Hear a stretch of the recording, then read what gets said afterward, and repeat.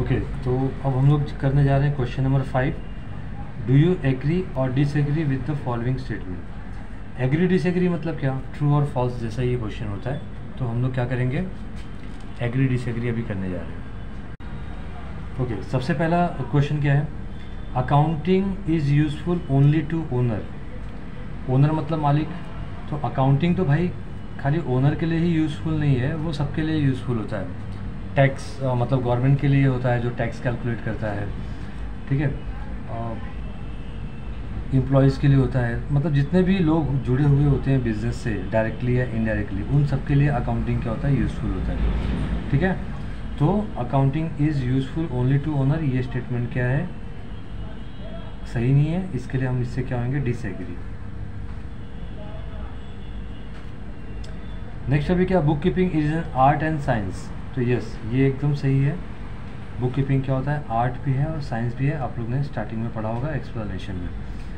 तो यस, इस बात से हम एग्री करते हैं। फिर नेक्स्ट है, bills payable is an assets of the business. False, ये स्टेटमेंट गलत है। बिल्स पेबल जो होता है वो एसेट्स नहीं होकर लायबिलिटी होता है।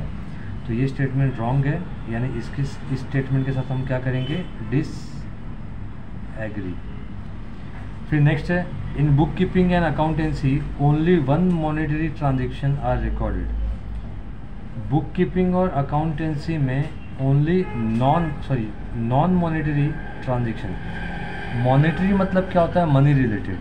नॉन मॉनेटरी मतलब जो कि मनी रिलेटेड नहीं है। जैसे कि घर में अगर बहन या माँ हमको पकौड़े बना के खिला रही है, ठीक है, तो वो क्या हो गया, नॉन मॉनेटरी ट्रांजेक्शन हो गया। वो थोड़ी कि हमसे पैसे मांगेगी, है ना।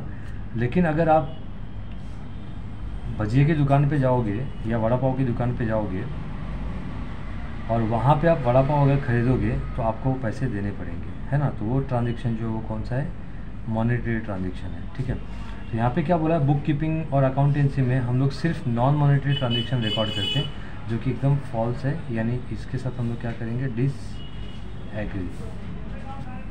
फिर अगला है, the assets which give long term benefit to the business are fixed assets.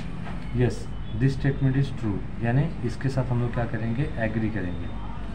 मतलब क्या हुआ कि assets which give long term benefit, जो एसेट्स अपने को लॉन्ग टर्म बेनिफिट देता है, जैसे land and building, plant and machinery, ये सब क्या देता है हमको, लंबे समय के लिए बेनिफिट देते हैं। तो इसको हम क्या बोलते हैं, फिक्स एसेट्स। तो इस स्टेटमेंट से हम क्या कर रहे हैं, एग्री कर रहे हैं। तो ये हो गया अपना एग्री डिसएग्री।